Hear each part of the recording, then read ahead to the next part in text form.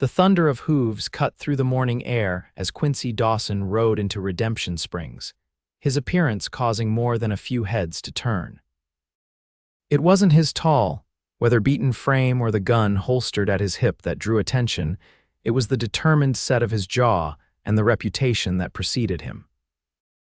The year was 1878, and the Montana Territory was still wild enough that a man could reinvent himself, which was precisely what Quincy intended to do. The town had been buzzing for days about the upcoming bride auction. 3 women, mail-order brides who had been abandoned by their prospective grooms, were to be auctioned off to the highest bidders. The practice wasn't uncommon in these parts where women were scarce, but it left a bitter taste in Quincy's mouth. He dismounted outside the saloon, tying his dappled gray stallion to the hitching post. The mid-June heat was oppressive, and sweat beaded on his forehead beneath his wide-brimmed hat. Inside, the saloon was crowded with men drinking liquid courage before the auction. Quincy ordered a whiskey, listening to the conversations around him.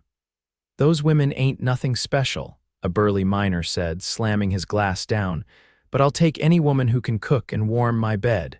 Quincy's hand tightened around his glass. He had come to Redemption Springs seeking peace after years of driving cattle and dodging bullets. At 32, he had saved enough to buy a small ranch outside of town. What he hadn't planned on was getting involved in local affairs.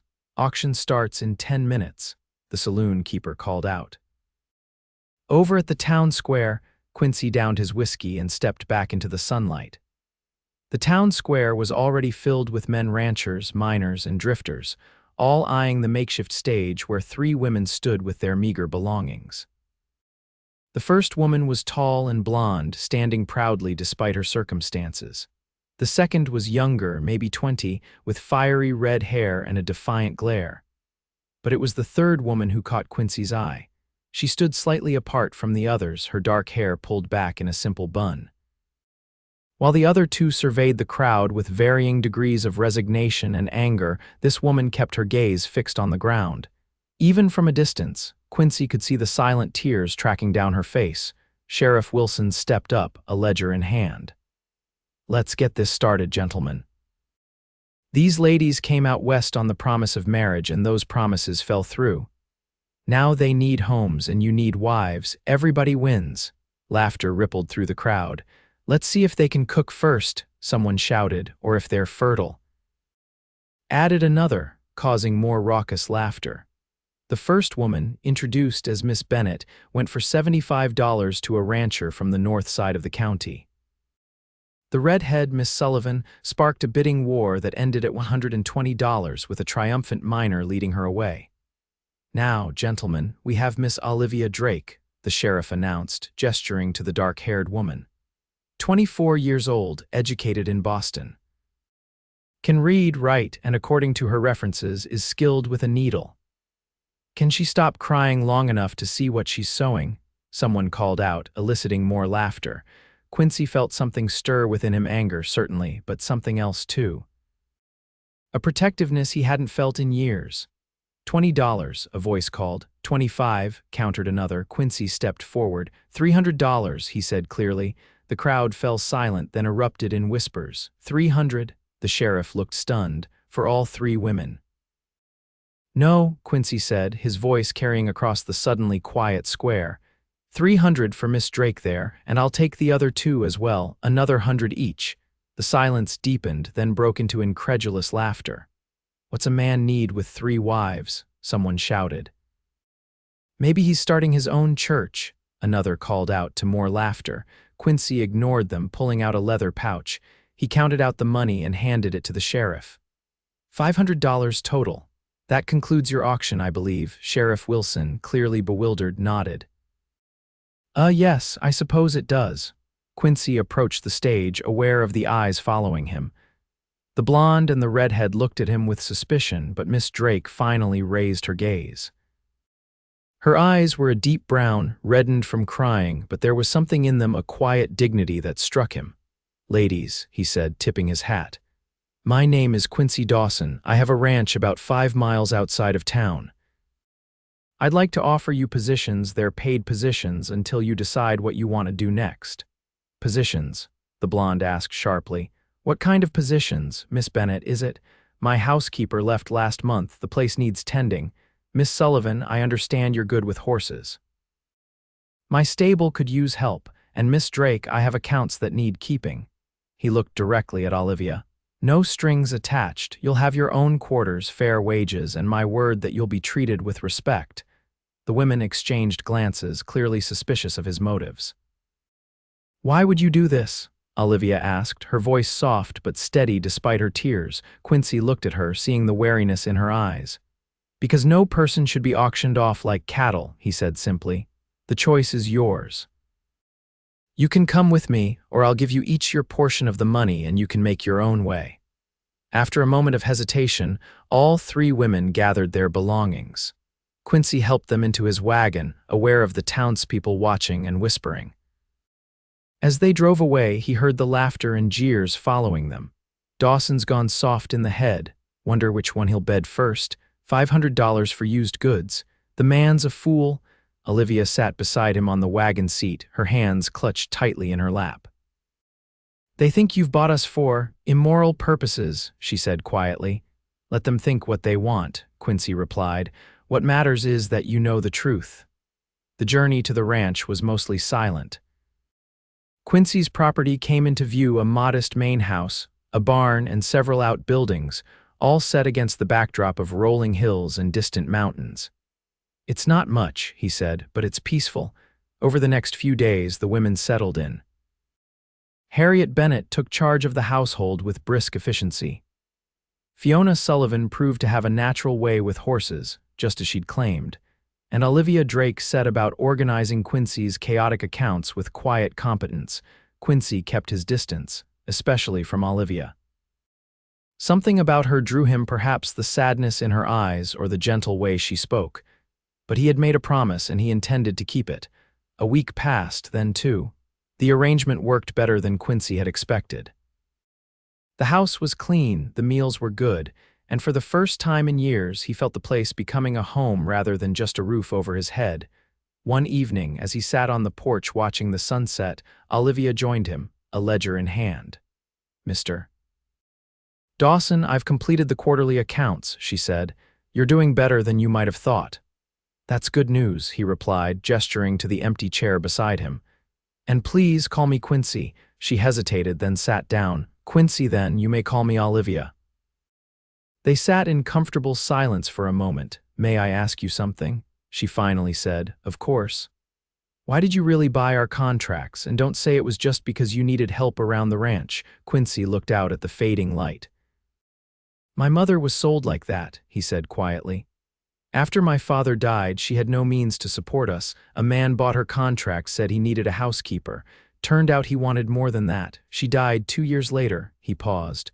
No one should be sold like property. Olivia's face softened. I'm sorry about your mother. It was a long time ago. Still, what you did for us, it was kind, it was right, he corrected. There's a difference. As July turned to August, a routine developed. Quincy worked the ranch with his 2 hired hands while the women managed the household. Fiona proved herself invaluable with the horses, even breaking a particularly stubborn colt that Quincy had been struggling with for weeks. Harriet revealed a talent for preserving fruits and vegetables, stocking the cellar for the coming winter. And Olivia, besides keeping the books, began teaching the ranch hands children to read in the evenings. It was during one of these lessons that Quincy found himself lingering in the doorway, watching her. She sat at the kitchen table, surrounded by 3 children, her face animated as she helped them sound out words. She looked up and caught his eye, a smile spreading across her face. It was the first real smile he'd seen from her, and it transformed her features. Mr. Dawson has come to check on your progress, she told the children. Would you like to show him what you've learned?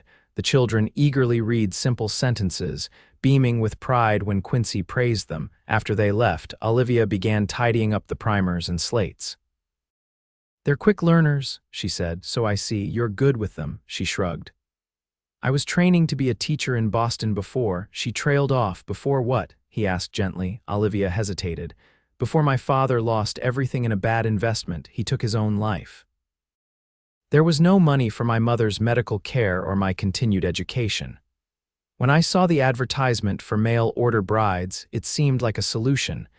And the man who sent for you, Mr. Hollister, he wrote beautiful letters, poems even. Said he had a successful mercantile business in Redemption Springs. Her voice hardened slightly. When I arrived, I discovered he had already married someone else, a banker's daughter with a substantial dowry. I'm sorry, don't be. If not for that, I wouldn't be here. She looked up at him. And despite everything, I'm grateful to be here. September brought the first hints of autumn and news that Harriet had accepted a proposal from a widowed rancher who lived 10 miles away. She had met him at church and after a brief courtship decided to become his wife and mother to his 3 young children. Are you sure about this? Quincy asked her the night before her wedding. You've only known him a short time, Harriet smiled. I'm 30 years old, Mr. Dawson. I know my own mind. Thomas is a good man who needs help raising his children. I need a home of my own. It's a practical arrangement. And love, he couldn't help asking. Love may come later, she said pragmatically, or it may not. But respect and kindness are there, and that's a foundation many don't have. After Harriet left, the dynamic at the ranch shifted. Fiona took over more of the household duties, though cooking was not her strong suit. Olivia stepped in to help, and soon the 2 women had worked out a system that played to their strengths. Quincy found himself seeking out Olivia's company more frequently. They would talk in the evenings about books, about the ranch, about their pasts. He learned that she had a dry wit that emerged when she felt comfortable. He told her stories of his years on cattle drives, of the characters he'd met and the places he'd seen.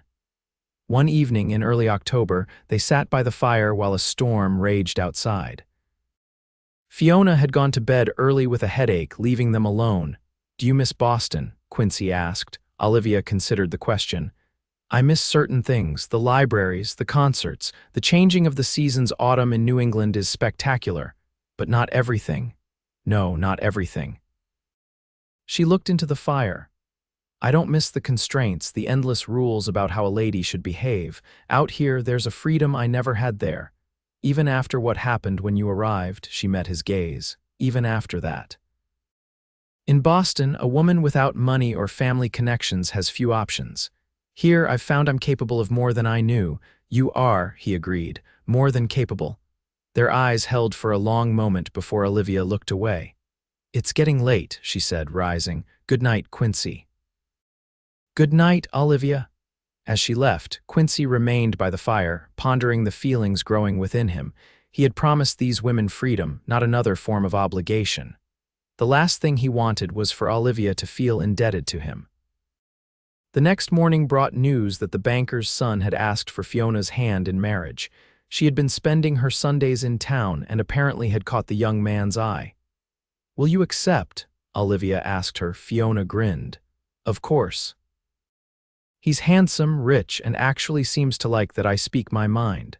Besides, his mother is desperate for him to marry, and I'm the only eligible woman in town who can read and write. Quincy offered his congratulations, though he couldn't help feeling a pang of loss.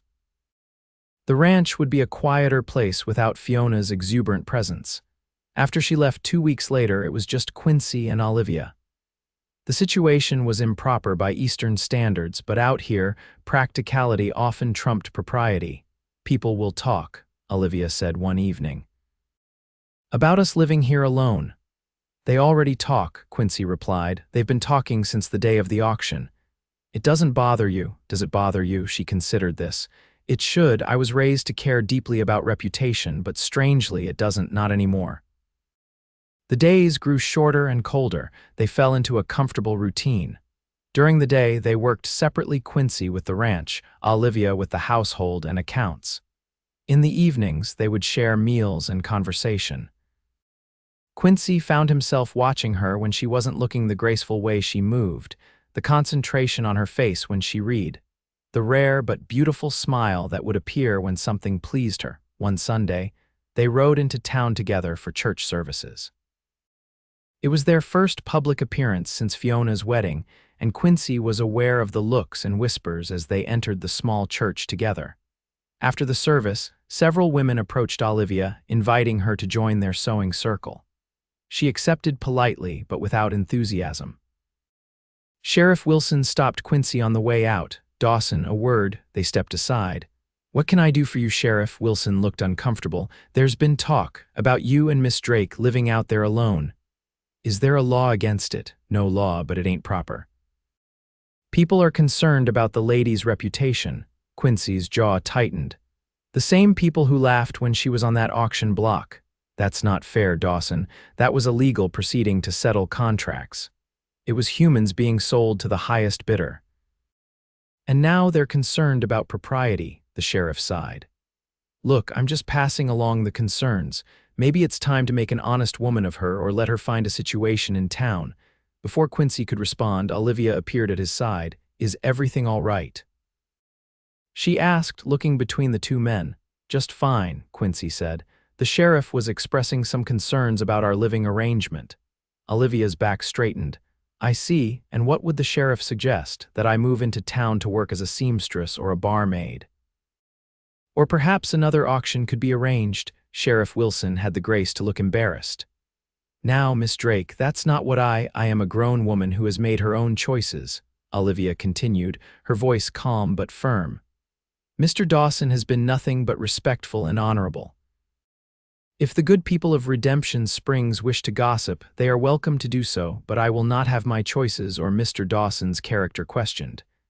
With that, she nodded politely and walked away, leaving both men staring after her. "Well," the sheriff said finally. "She's got spirit, I'll give her that." Quincy couldn't help the smile that spread across his face. "Yes, she does." On the ride home, Quincy was quiet, mulling over the sheriff's words and Olivia's response. "You're very silent," Olivia observed, "just thinking about what the sheriff said." "Partly," he hesitated. "Olivia, I want you to know that you have choices. If you want to leave the ranch, find work in town, or even go back east, I'll help you." She reined in her horse, forcing him to stop as well. "Do you want me to leave?" "No," he said honestly. "But I don't want you to stay because you feel you have no other options." "Is that what you think? That I'm still here because I have nowhere else to go?" The hurt in her voice made him realize his mistake. "I didn't mean I have options, Quincy. Harriet's husband offered me a position as governess to his children. The banker's wife asked if I would consider becoming her companion. Even Reverend Parker suggested I might teach at the school they're planning to build." This was news to Quincy. "You never mentioned these offers." "Because I had no interest in them." She looked at him directly. "I stayed because I wanted to, because she stopped, seeming to struggle with her words, "because I feel at home with you." The admission hung in the air between them, charged with unspoken meaning. "I feel the same," Quincy said quietly. The first snow came in November, earlier than usual. They spent the day securing the ranch for winter, checking the root cellar, ensuring there was enough firewood stacked by the house, bringing the most vulnerable livestock into the barn. By evening, they were exhausted but satisfied with their preparations. Olivia cooked a hearty stew and they ate by the fire, talking little but enjoying the comfortable silence. As Olivia rose to clear the dishes, Quincy caught her hand. "Leave them. Sit with me a while longer." She hesitated, then settled back into her chair. The firelight cast a warm glow on her face, highlighting the curve of her cheek, the softness of her lips. "I've been thinking," Quincy said. "A dangerous pastime," she teased. He smiled. "Perhaps." "Olivia, these past months with you have been the happiest of my life." Her expression softened. "For me as well. I never expected this. When I saw you that day at the auction, all I wanted was to help you escape a bad situation. I had no idea that you would become so important to me." "Quincy," she began, but he shook his head. "Let me finish. I need to say this." He took a deep breath. "I love you, Olivia. I think I've loved you since that first night you sat out on the porch with me, but I didn't want to speak of it because I was afraid you would feel obligated or trapped." Tears filled her eyes, but unlike the silent tears of that first day, these were accompanied by a smile. "I am many things, Quincy Dawson, but trapped is not one of them, not with you." "Does that mean?" "It means I love you too. I have for some time now." He moved from his chair to kneel before her, taking both her hands in his. "Olivia Drake, will you marry me? Not because it's proper or expected, but because I want to build a life with you. I want to wake up beside you every morning and fall asleep next to you every night. I want to face whatever comes our way together." She leaned forward, pressing her forehead against his. "Yes," she whispered. "Yes, I will marry you."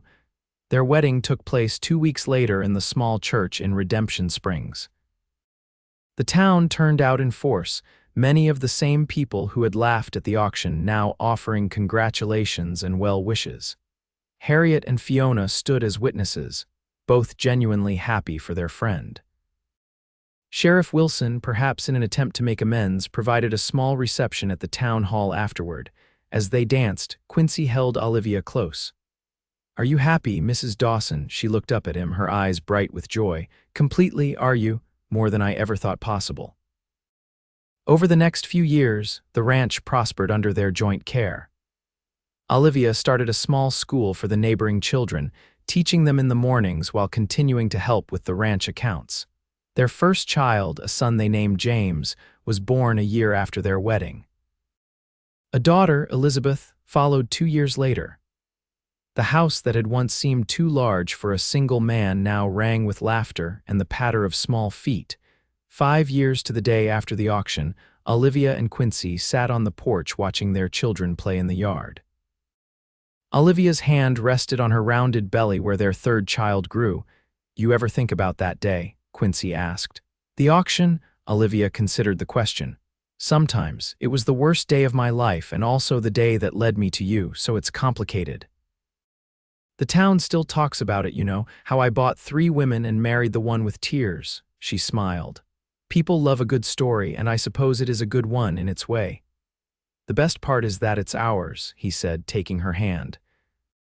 As the sun set over the Montana hills, casting long shadows across their land, Quincy reflected on the journey that had brought them here. From a tearful woman on an auction block to a confident wife and mother, from a lonely rancher to a man surrounded by family. "What are you thinking about?" Olivia asked, noticing his expression. "About how sometimes the most unexpected turns in life lead us exactly where we're meant to be." She squeezed his hand, understanding without need for further explanation. "I couldn't agree more."